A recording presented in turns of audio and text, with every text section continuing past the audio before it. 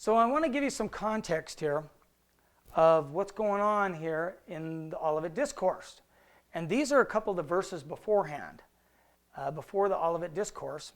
And this is Jesus in the temple speaking to the Pharisees, Sadducees, the Jews, all the Jews there in the temple. And this is what he says. And this is the context of the Olivet Discourse. He says, "Wherefore, behold, I send unto you prophets and wise men and scribes, and some of them ye shall kill and crucify, and some of them ye shall scourge in your synagogues, and persecute them from city to city, that upon you may come all the righteous blood shed upon the earth, from the blood of righteous Abel unto the blood of Zacharias, son of Barachias, whom ye slew between the temple and the altar. Verily I say unto you, all these things shall come upon this generation." Says it plainly, this generation, all these things shall come upon. This is what we're about to talk about in the Olivet Discourse. All these things that are going to come on that generation. Then he goes on, "O Jerusalem, Jerusalem." He even tells you where it's going to happen. "O Jerusalem, Jerusalem, thou that killest the prophets, and stoneth them which are sent unto thee. How often would I have gathered thy children together, even as a hen gathereth her chickens under her wings, and ye would not. Behold, your house is left unto you desolate." Exact same wording. Desolate. What is the house? The temple. It's going to be left desolate, obviously. "For I say unto you, ye shall not see me henceforth, till ye shall say, Blessed is he that cometh in the name of the Lord." That was the context to the Olivet Discourse. You see, Matthew put that there for you, so you see the context, and you go into it. "And as he went out of the temple, one of his disciples saith unto him, Master, see what manner of stones and what buildings are here? And Jesus answering said unto him, Seest thou these great buildings? There shall not be one stone upon another that shall not be thrown down." They're walking out of the temple. These guys, and the disciples are saying, "Look at these buildings. Aren't these awesome? These are awesome buildings." And they're looking around. Maybe the disciples are saying, "You know what? That's going to be my office over there. Oh, yeah, I'm going to be in charge over there. See these, Jesus? Look at this is what we're going to get when your kingdom takes over." That's the way they're thinking about this. And then Jesus says, what? He hits them with the whopper, as I said in the one. Hits them with the big whopper. He says, "See these buildings? They're all going to be thrown down. They're going to all be destroyed." It shocked them. I guarantee you they were in shock and awe. They didn't know what to think when he said that. They never would have thought he'd say that. They thought he was coming to build it up, not tear it down. "And as he sat upon the Mount of Olives over against the temple," so that's close to the temple, he's up on the Mount of Olives. That's why they call this an Olivet Discourse. It's for the Mount of Olives. It's the discourse about that. "Peter, James, and John, and Andrew asked him privately." Notice that? There's 4 guys there. That's it. Mark records that for us. Matthew doesn't. But they asked him privately. There's nobody else there. Who's he speaking to? Them privately. Not to you, not to me. He's speaking to them. "Tell us, when shall these things be, and what shall be the sign when all these things shall be fulfilled?" You see, that tells you what it's about. Luke says it in a little bit different way. It says one of these things is going to come to pass. But it's basically, that's all this is about. Mark was written first. The people would have understood this first. This is the first one that was written. It's the first gospel written. Most all scholars agree to that. They would have looked at this and said, that's all there is to this.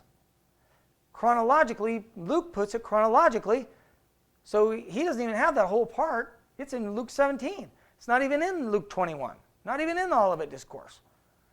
It's a completely separate section. You can go check these things out. I've got them all documented here for you. You can go look at them. Then verse 5. And Jesus answering them began to say, take heed lest any man deceive you, for many shall come in my name, saying, I am Christ, and shall deceive many. This happened at that time.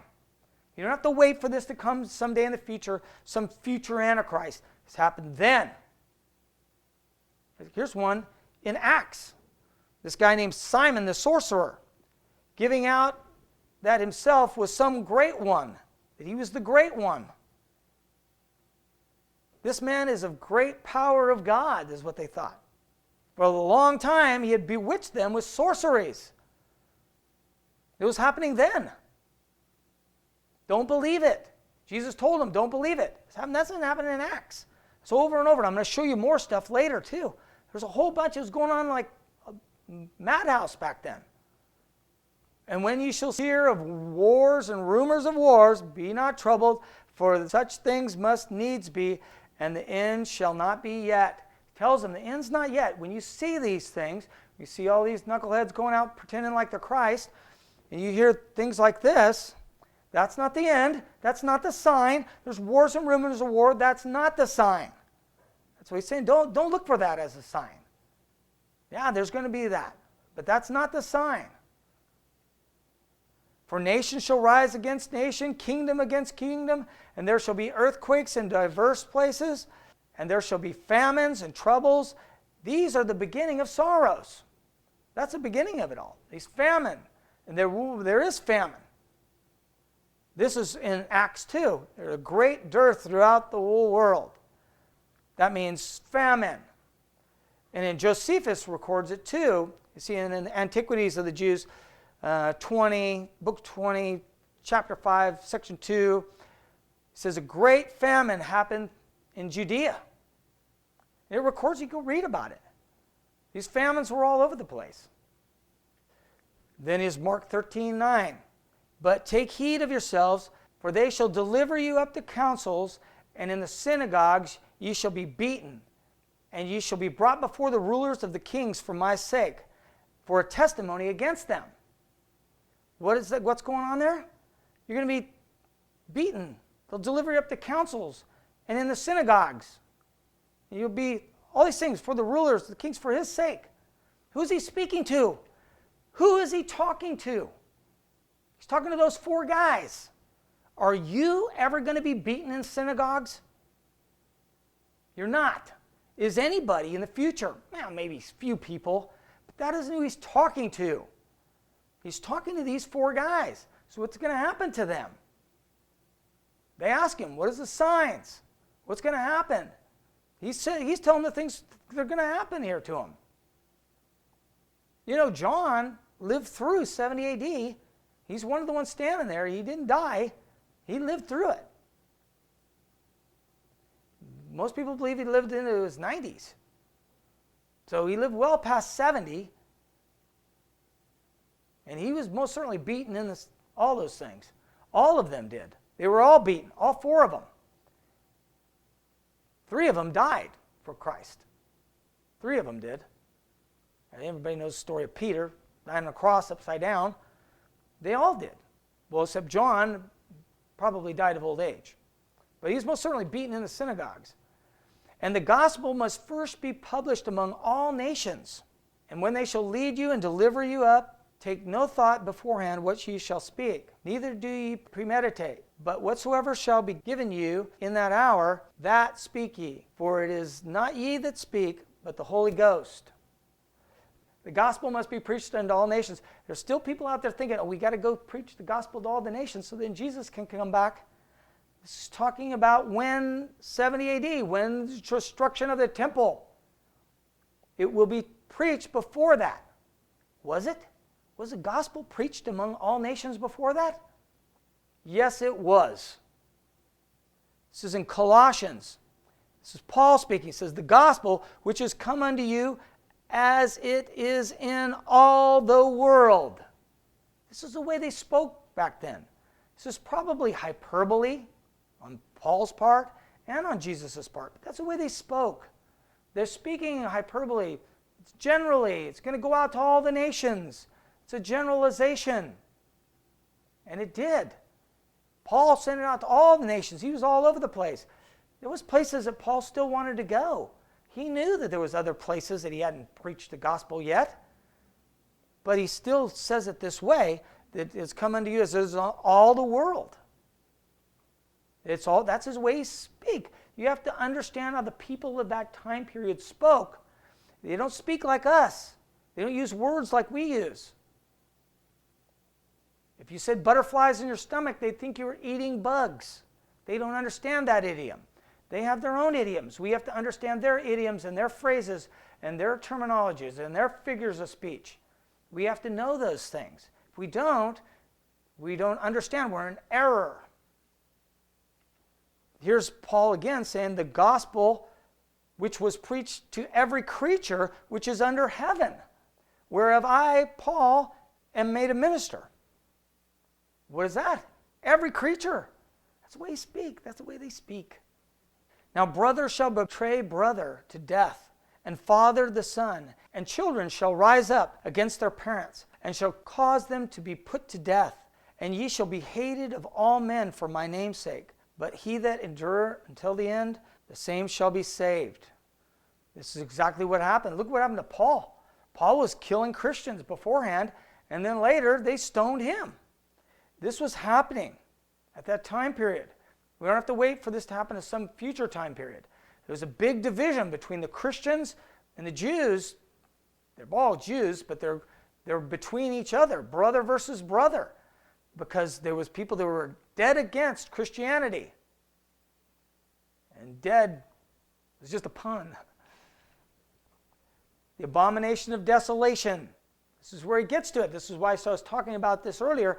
It's so important that we understand the context here of the abomination of desolation. Which one is it?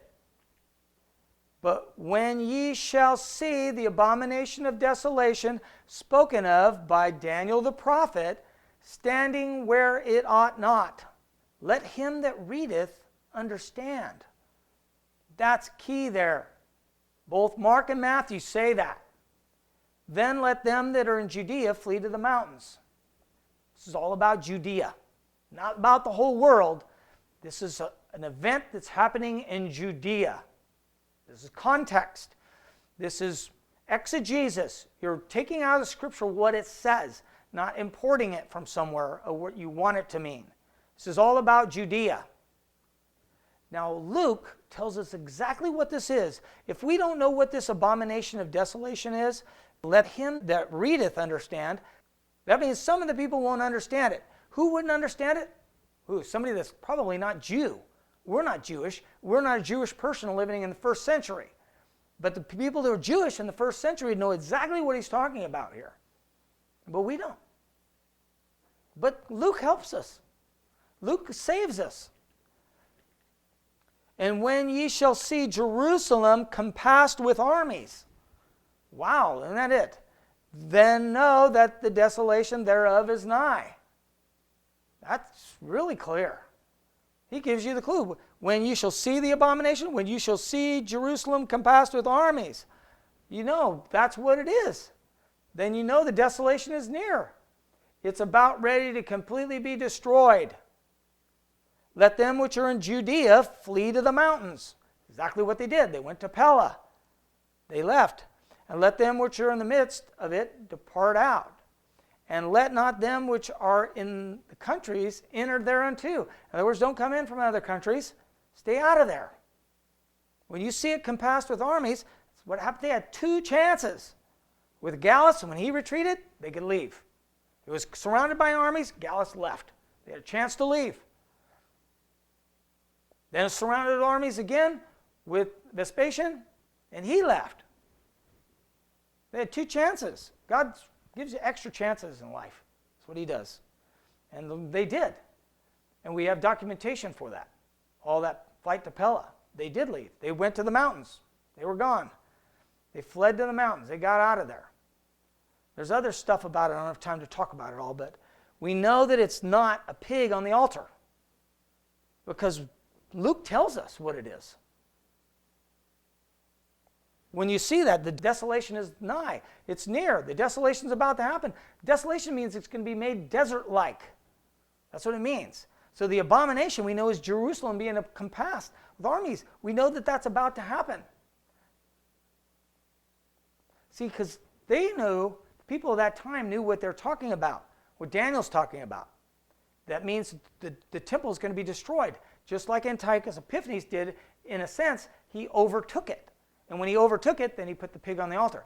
But it's not the pig being put on the altar. It was Antiochus that was able to do that made that happen. And see, that's the exact same thing with the Romans. Is them having the ability to come in and take out the temple is what made it desolate. And God gave them. Jesus gave them that. Jesus is the one that did it. He's the one coming in the clouds. And we're going to get that in a second here. It's great distress upon the land.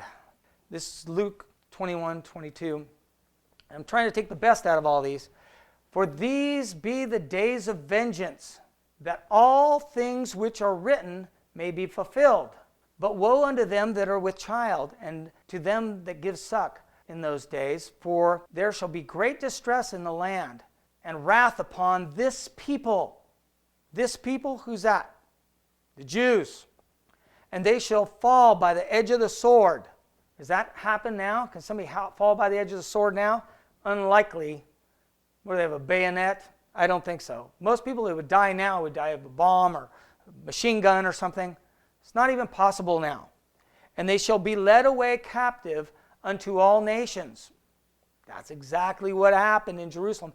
And Jerusalem, even tells you where it's at, shall be trodden down by the Gentiles until the time of the Gentiles be fulfilled. These are the days of vengeance, that all things which are written may be fulfilled. Woe to them which are with child, and to them that give suck in those days. But woe to them that with child? Why would he say that? Boy, that's why, because there's bad stuff going to be happening here. Jesus said this in Luke 23. And this is when he's carrying his cross, and actually the other guy had been carrying it.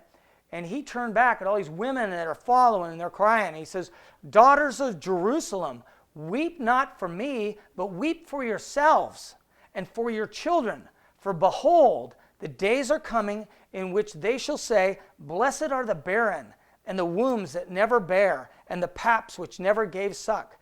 Then shall they begin to say to the mountains, fall on us, and to the hills, cover us.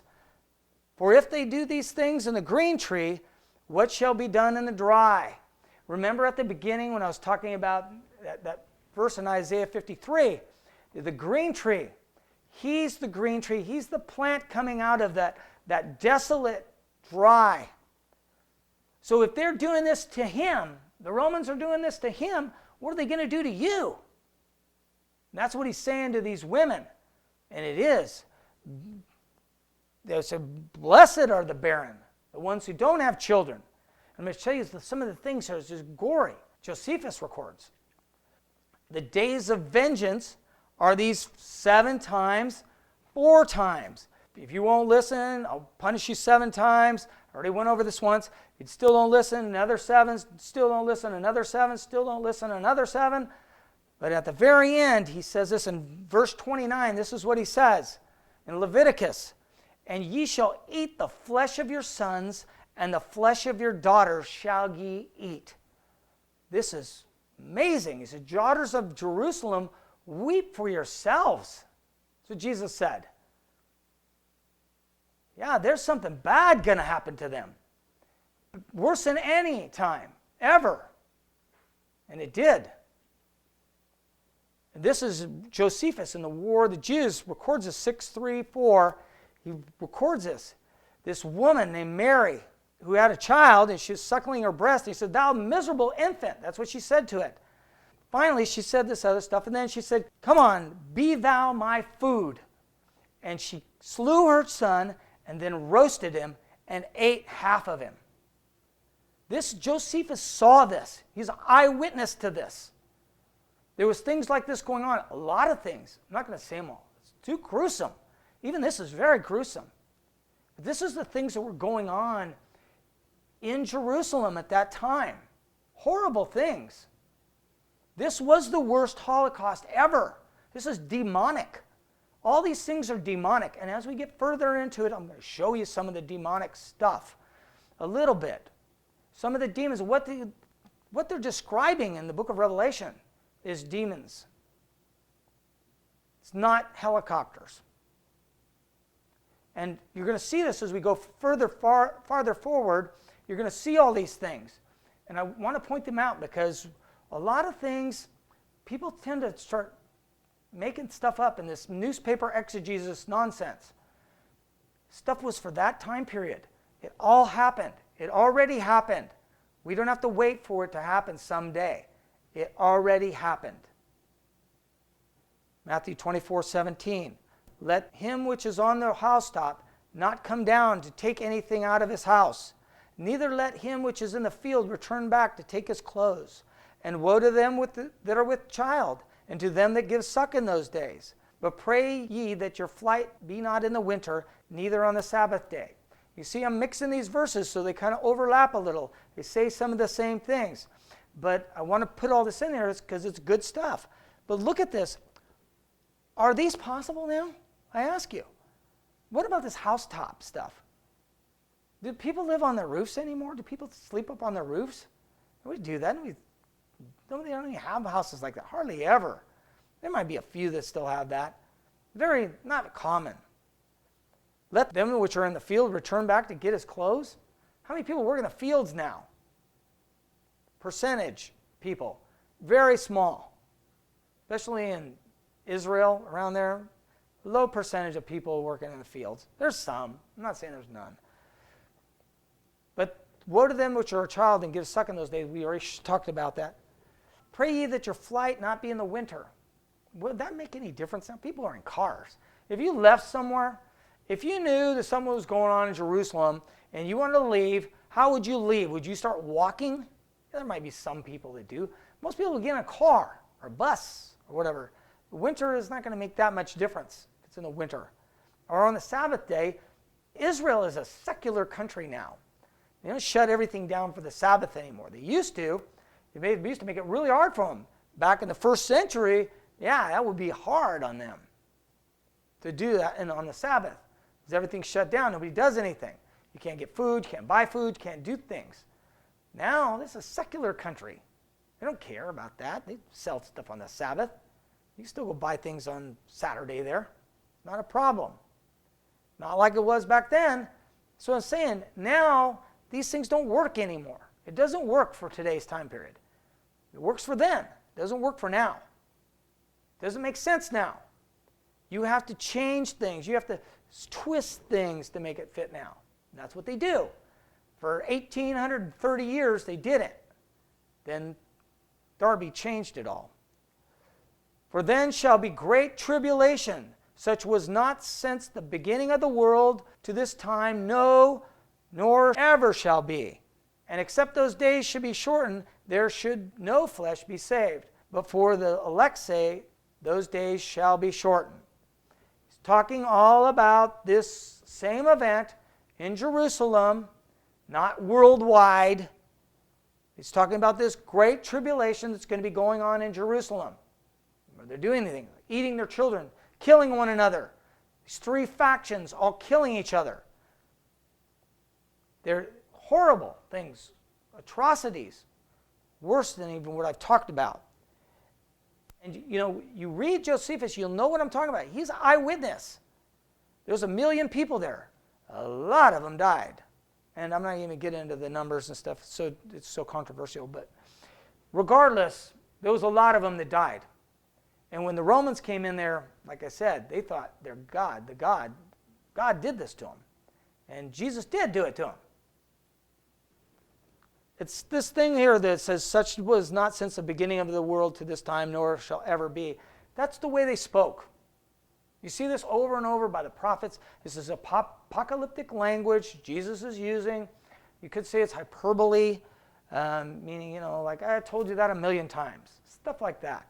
That's the way they talk. The way we talk now, nobody takes us seriously.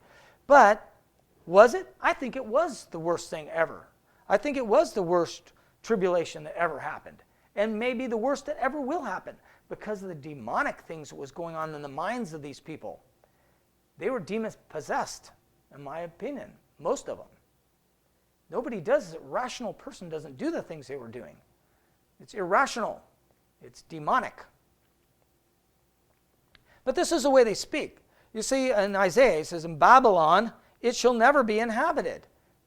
Neither shall it be dwelt in from generation to generation. Neither shall the Arabian pitch tent there. Neither shall the shepherds make their fold there.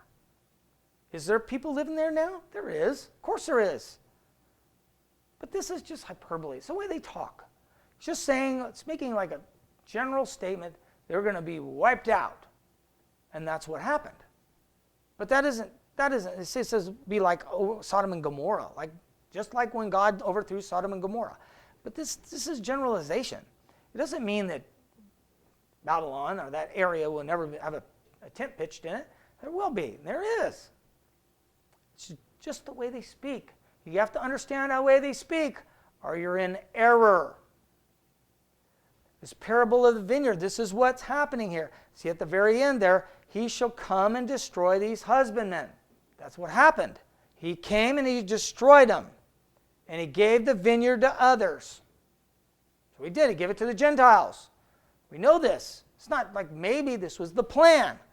It was a plan. It was a plan. You've seen it in Isaiah.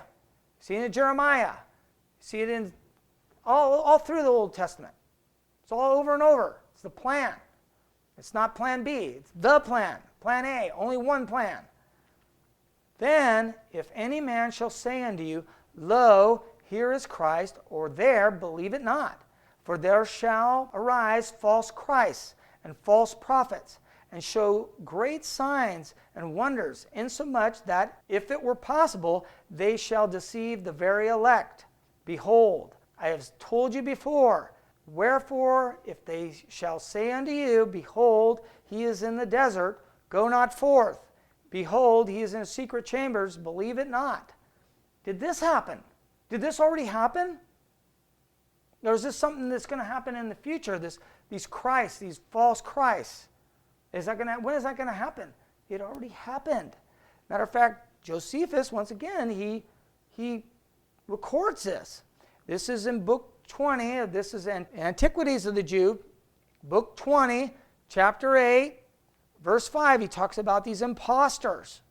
And then in verse 6, he talks about, and now these impostors and deceivers persuaded the multitude to follow them into the wilderness. Almost word for word of what Jesus is talking about. And pretended that they would exhibit manifest wonders and signs that should be performed by the providence of God. These impostors. What are they impostors of? Christ. A false Christ. They're impostor. They're pretenders. Justin Martyr, Irenaeus, Origen, all affirm these. If you read them, you will find that, and I'm not going to go to all those right now because I'm getting way past time. But they all talk about these false Christs, all of them, and of that time period, 70 AD, and around that time. For as lightning cometh out of the east and shineth unto the west, so shall the coming of the Son of Man be. Means everyone will see it. It will be public. When he comes, everyone's going to see it. It's not going to be a secret rapture. Everyone sees it. And really, a lot of people think that lightning should be light, like the sun coming up. The sun comes up in the east, and it sets in the west. Everyone can see when the sun comes up. Everybody can see when it's daytime. That's what a lot of people think what that means, or some people think that's what it means. And I wouldn't be surprised if that's what it means. But regardless, everyone can see lightning too. You can see the lightning, you can hear it, and everybody knows about it. So it's not a secret. And that coming of the Son of Man is judgment on Jerusalem. And they all seen it. They could see it coming. Wasn't like maybe a guesswork. There's no guesswork in it. They could see he was coming to judge them. For wheresoever the carcass is, there will the eagles be gathered together. We've already went over this so much, so I'm not going to revisit it. We know that means there's going to be dead people there, and those scavenger eagles are going to be surrounding them, flying above them. So you know what's happening. Once again, it's very public. No, there are dead bodies everywhere. Immediately after the tribulation of those days shall the sun be darkened, and the moon shall not give her light, and the stars shall fall from heaven, and the powers of heaven shall be shaken. Now this should be very clear to you, and me, and everyone. This isn't literal. If you take this literal, there's nothing anymore after this. There's not another day after this. If the stars fall from heaven, the earth is obliterated.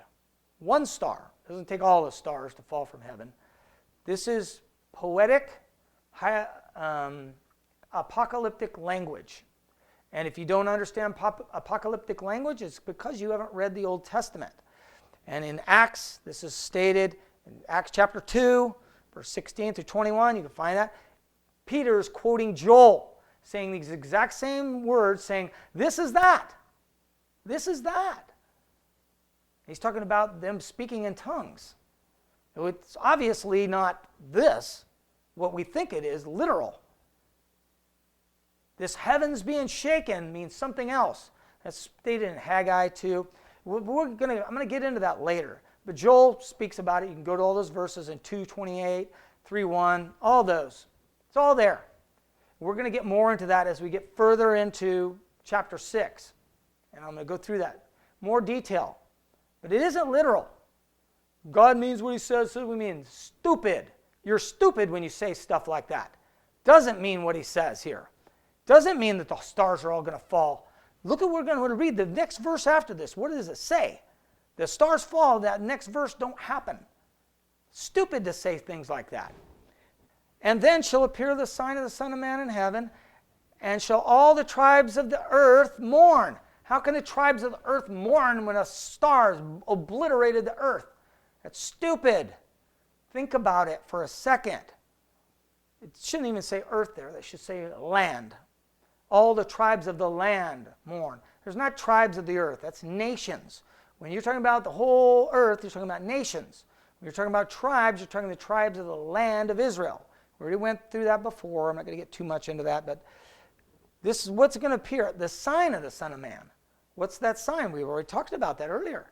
When Jerusalem is surrounded by armies, then the Son of Man's going to come. And they shall see the Son of Man coming in the clouds of heaven with power and great glory. If you don't know what that's about, you don't know what the coming in the clouds is about, you're a barking dog person, and you need to go back and watch. And I'm going to get into that in a second. But clouds of heaven with power and great glory. Coming in the clouds is judgment. And he shall send his angels with great sound of a trumpet, and they shall gather together his elect from the four winds, and from one end of heaven to the other. The four winds, the four directions of the land of Israel. All the tribes of the land are mourning here, not the whole earth. So the four winds is east, south, west, all whatever. All the four directions. That's the winds, all on the land. That's where he's going to gather his elect from. So in other words, he's going to gather all his elect, Christians, protect them. Exactly what happened in Flight to Pella. From one end of heaven to the other. That's the spirits. When he says the heaven, that's the spirits. They're born again in the spirit. Their spirits are protected. One end of heaven to the other. That one end of heaven is all the area that he's protecting them from. That's where he takes their spirits. When they go, their spirits go with them, protected. And that's what he does. He protects them. Put a seal on you. He sealed you. That's how you're protected. Just like we've said in the early ones, behold, he cometh with clouds, and every eye shall see him. And they also which pierced him. Everybody's seen him. Who's the one that pierced him? Jews and the Romans. Who are involved in this battle here? The Jews and the Romans. They're all involved with it. Just like Titus thought that their God did it. He saw it. Who pierced him? The ones who pierced him were the Romans. They saw it too. So both the Jews and the Romans saw it. They saw him come with clouds. That's in Revelation 1:7. And all kindreds of the land shall wail because of him. That should be land. It could be earth. It could be translated either way. But in this case, it only makes sense that it's the land. Because it's tribes. It says kindreds there. The other translations do tribes. It could be either way too. It could be kindreds or tribes. Makes more sense, tribes. Because that's what he's talking about. This whole thing is talking about. This is in Jeremiah. Behold, he cometh up as clouds. Woe unto us, O Jerusalem. That's when Babylon invades. Exact same thing. God coming up as clouds. Behold, he shall come up as clouds. Exactly what Jesus did. Coming with the clouds. Destroying Jerusalem. It's Jesus doing it. He told Caiaphas, you shall see me coming with clouds. You should see the Son of Man coming with clouds. He said, that's what Jesus said to Caiaphas, high priest. And that's when Caiaphas, in the context of that too, what was he talking about? Caiaphas asked him, are you going to come and destroy the temple? And then finally Jesus spoke and said, you will see the Son of Man coming in the clouds. So what is that? That's what he's talking about. He's the one doing it. The Lamb. He's got the power. He's the one opening the seals. He's the one doing this. The Lamb is. The wrath of the Lamb. That's what it's all going to be about. We see when we get into chapter 6. This is all about. It's the wrath of the Lamb. He's coming to judge. Beware of these barking dog people. If you don't know about coming in the clouds, go back and watch part 2 and 3. I go over this stuff.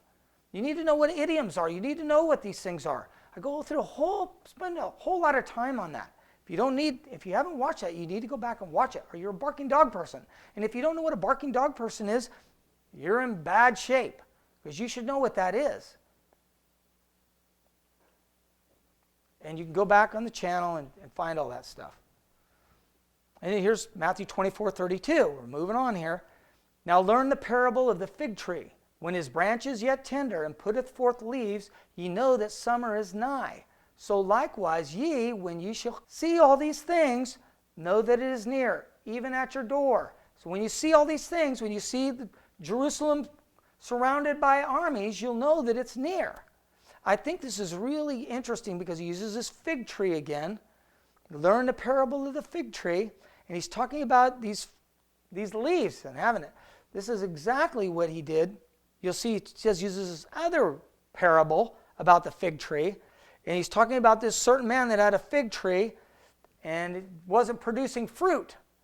And at the end, you look at there, and if it bear fruit, well. If not, after that I shall cut it down.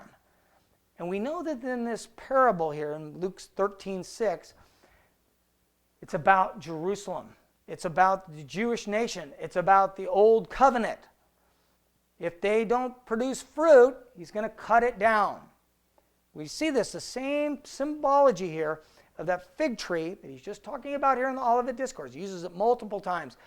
The fig tree is used over and over and over in the Old Testament as a symbol.